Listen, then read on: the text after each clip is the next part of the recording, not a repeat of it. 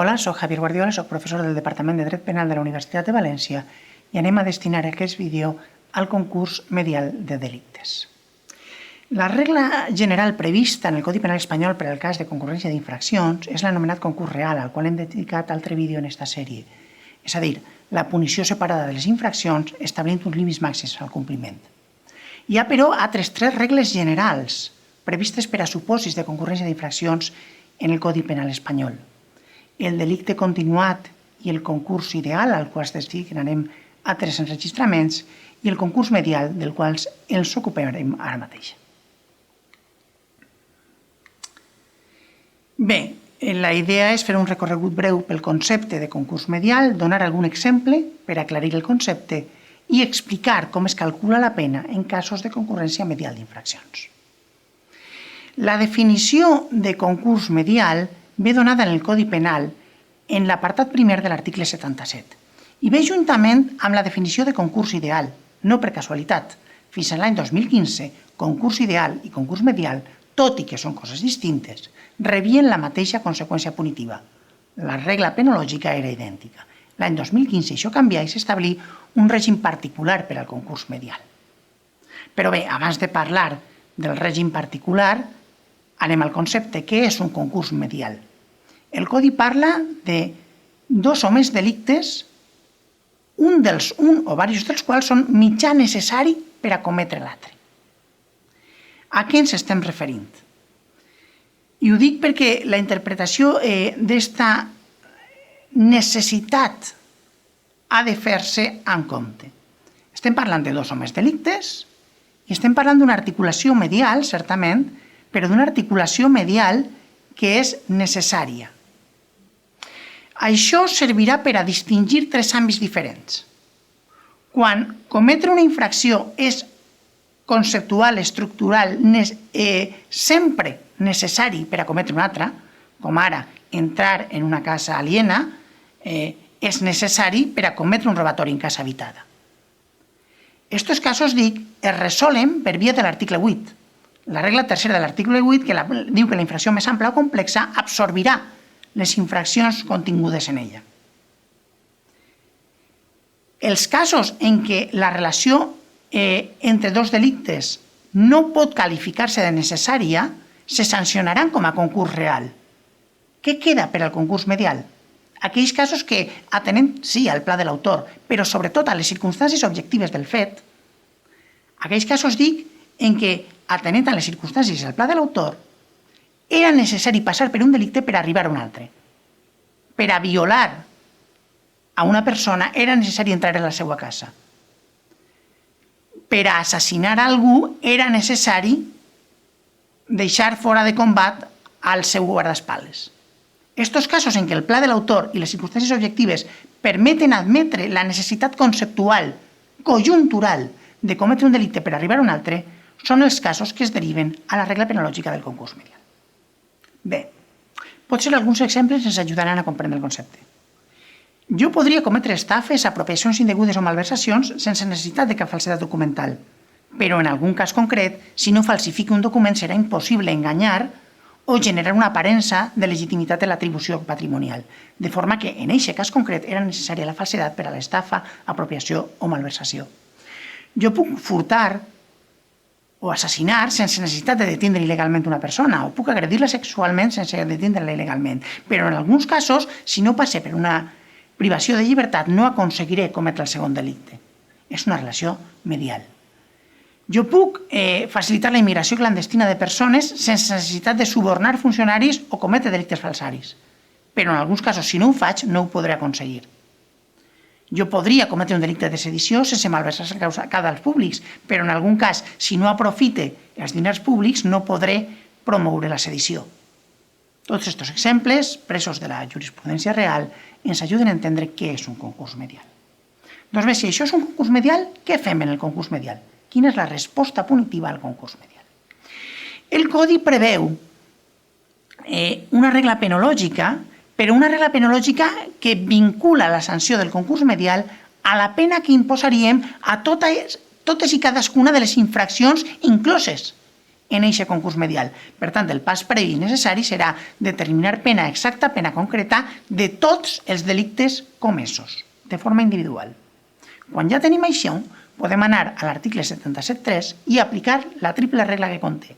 I dic triple regla perquè el que es fa és construir un marc penal, donar regles o criteris per a determinar la pena dins d'aquest marc i establir límits màxims a la sanció possible. Les tres regles estan totes plegades, però les analitzarem separadament. Primera idea, quin és el marc punitiu que aplicarem a aquest conjunt que ensambla les diferents infraccions que ja no castiguem separadament? Doncs bé, el que fem és construir un nou marc punitiu que no està previst a la part especial i construir-ho a partir de les penes concretes que hem establert per a cadascun dels delictes implicats. Com ho fem? Triem la pena més greu, anem a l'escala de l'article 33 a veure quina pena és més greu que una altra, i si són penes de la mateixa naturalesa, la que tinga més durada. I si tenen la mateixa durada, qualsevol d'elles. Però hem de triar la pena més greu. I quan ja tenim una pena més greu, li afegim un dia. I això és el nou mínim. Quin és el nou màxim? L'addició, la suma de totes les penes que imposaríem. Ja tenim nou mínim i nou màxim, ja tenim un nou marc penal. I ara, com determinem pena? L'article 77.3 diu que hem d'acudir als criteris de l'article 66. I és una expressió que implica un problema interpretatiu greu, perquè apela a criteris, però si anem a l'article 66, en l'article 66 tenim regles. Diu com s'ha de fer. Regles que atenen a criteris, però que són regles. Si tornàrem a aplicar les regles, estaríem multiplicant de forma molt important l'efecte de les circumstàncies agreujants i atenuants. Per què? Perquè la mateixa circumstància agreujant que ja ha provocat que imposara per a un delicte concret una pena elevada, provocaria després, una altra vegada, que imposara dins del nou marc penal del concurs una pena agreujada. I a l'inrevés, la mateixa atenuant que ja havia provocat que imposara una pena lleu per a un delicte, provocaria després que dins del nou marc punitiu construït, tenint en compte aquesta pena lleu, baixa la pena encara. Això generaria un problema de vis in idem. Per evitar-ho, la Fiscalia, molt primerenament, proposà interpretar criteris no com a regles, sinó com a raons de fons que hi ha darrere de les regles, en l'article 66. La jurisprudència ha seguit el camí perquè era molt difícil trobar una alternativa, però cal avisar que en acabant estem fent trampa, perquè el que estem fent és aplicar criteris generals, atendre les circumstàncies de l'autor i del fet. Sí, molt bé, però això ve imposat per l'obligació general de motivació de l'article 72. Això no són les regles de l'article 66. En qualsevol cas, és difícil trobar una alternativa al problema interpretatiu, de manera que amb això haurem d'arreglar-nos. Tenim un marc penal, tenim una regla, uns criteris de determinació de pena i tenim uns límits, perquè l'article 77.3, en acabant, exigeix que comprovem que estem respectant els límits que per al concurs real estableix l'article 76. És a dir, que no estem castigant més enllà del triple de la durada de la pena més greu i que no estem excedint els límits objectius de 20, 25, 30 o 40 anys, en el seu cas. Si passarem més enllà d'aquests límits, hauríem d'ajustar la pena a la baixa per a no sobrepassar-los. No he dit res de la previsió relativa a la presó permanent revisable perquè, tot i que l'article 76 efectivament recull previsions per a la presó permanent revisable, per la seva naturalesa, la presó permanent revisable no admet els càlculs previstos en l'article 77.3. I, per tant, si algun dels delictes implicats preveu una pena de presó permanent revisable, la regla del 77.3 no serà aplicable, perquè no hi ha manera, i haurem d'acudir directament al 78 bis. Amb tot això ja tenim les regles. Anem a veure si amb un exemple ho veiem amb més claredat. Suposem una persona que, per tal de cometre un robatori, ha privat de llibertat a una altra no el temps mínim imprescindible per a furtar, sinó un temps més perllongat.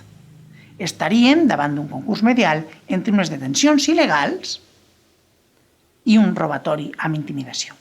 Per al robatori amb intimidació, el Codi Penal preveu una pena de presó de 2 a 5 anys. Per a la detenció il·legal, el Codi preveu una presó de 4 a 6 anys. Imaginem que en el nostre cas el robatori té una atenuant i la detenció il·legal té una agreujant. Doncs bé, a partir d'aquí, el primer que hem de fer és determinar pena concreta en els dos delictes. Per exemple, jo apuntaria una pena de 2 anys de presó per al robatori i de 5 anys i un dia de presó per a la detenció il·legal. Són les penes mínimes possibles. Quan ja tenim aquesta pena, hem de veure quina de les dues és la més alta. Com la naturalesa és la mateixa, anem a la durada. 5 anys i un dia de presó és la pena més greu. Doncs bé, el nou marc punitiu del concurs medial es construirà agafant aquesta pena més greu, 5 anys i un dia, i afegint un dia, 5 anys i 2 dies, i ja tenim el límit mínim, i sumant les dues penes, 2 més 5 anys i un dia són 7 anys i un dia, i ja tenim el límit màxim. Amb això tenim el marc punitiu que aplicarem al concurs medial en aquest cas. Què ens queda per fer? Comprovar que no hem superat els límits de l'article 76, no és el cas. Comprovar, aplicar els criteris de l'article 66 i a partir de l'aplicació d'aquests criteris concretar la pena. Per exemple, podríem posar una pena de 5 anys i 7 mesos de presó. Espero que hagi sigut d'utilitat. Moltes gràcies.